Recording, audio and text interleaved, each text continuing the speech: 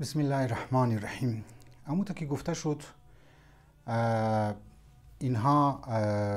آل یهود دمنی حکومت های اسلامی بعد از رسول خدا، حتی قبل از رسول خدا، اینها برنامه ریزی داشتن. اینها چندین بار کوشش کردن که رسول خدا را به شهادت برسندن و ناکام شد و آخر دزی حربی خو اینها کامیاب شد و رسول خدا را از طریق مسموم یعنی زهر به شهادت رساند و رسول خدا از دنیا رفت. بعد از حادثه یعنی وفات رسول خدا یا شهادت رسول خدا صلی الله علیه و آله و سلم، اینها در مختلف طریقه ها مطابق امزو برنامه ریزی خو، مطابق امزو پروگرامینگ خو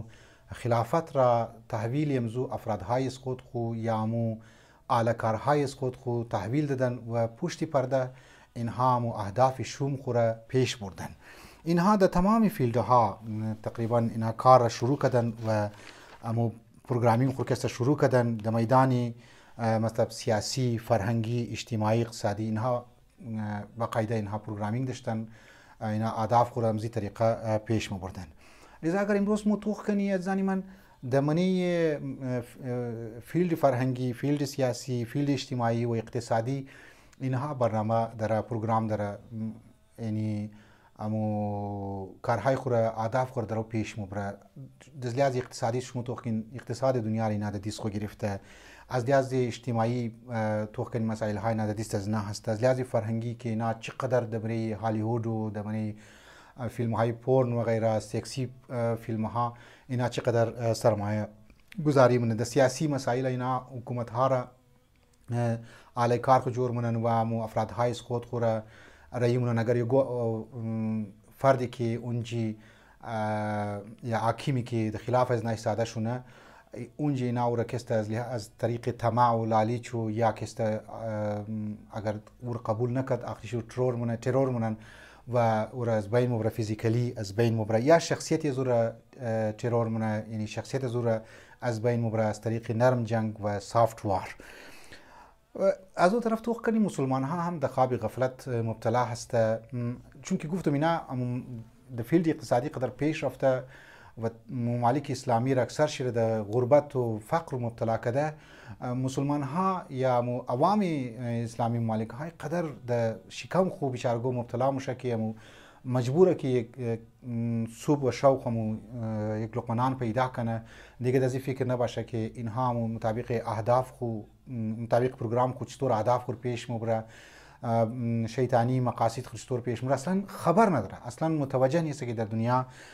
چی واقعیات رونما میشه و اینا داره، چی سازش‌ها داره، گریتر استایل چی قص از نیل تا افراد داره، چی چیزها میخواه. از دیگه طرف اگر تو کنی دیسی سیکولار افراد ها هم علی کار نه درست جور میشه و ممکنه فاند بگیرن یا ممکن است بیخبری چندان زرق و برخی از اینا را توخ کده متاثر شده و اهداف از اینا را این دایرکت کسته پیش ببره. لذا این ویدیوز که ما در خدمت شما جور منم و آل یهود را که در سطر اسلام مطالب که بیان منم، یک آگاهی باید مو پیدا شونه. اگر مو از ریزه پیمانه هم آگاهی شروع کنی، یعنی یک پروگرام شروع کنی که آگاهی پیدا شونه، the first step to know about the problems، یعنی که پرابلمز چی است. مو اصلا اصلی مسئله یا اصلی پرابلمز را هم اول درک نمونی، کجا که بوری بری سالو یزو کی بایی how to I solve that problems یا مثلا فلان پرابلمز ما چطور کس سالو کنم او را طرفش نموری، چون مو پرابلمز را طرف توجه نکردی، یعنی پرابلمز مو نفهمیدی یا دا امزو کد پرابلم روبرو کسته نشده. لذا این ویدیوز که جور میشه از خاطر امزی چیزها هست که عزیزان من که شما آگاهی پیدا شونه و طرف مشکلات مو توجه کنی که اینی مشکل مو روی بروی هستی و اگر زباد بزموری طرفی سالف شی، طرفی امورای حل چی، خدا مورا انشالله بیداری منی مو بیره، منی امت اسلامی بیداری بیره و البته حرکت مو باید کنی، البته مو بیدارم باید باشی، مو باید تزیه و تحلیل های صحیح دنبال چی بوری پس چی بوری اونا را فالو کنی بخانی تا متوجه شنی که در دنیا چی درو حالات وقوع پذیر هسته و وظیفه از مو چی هسته و در منی منطقه از مو منی علم در روت از مو مثلا یا در زاراتون یا در منی پاکستان چی اثرات منفی و مثبت مرتب میشه که موضوع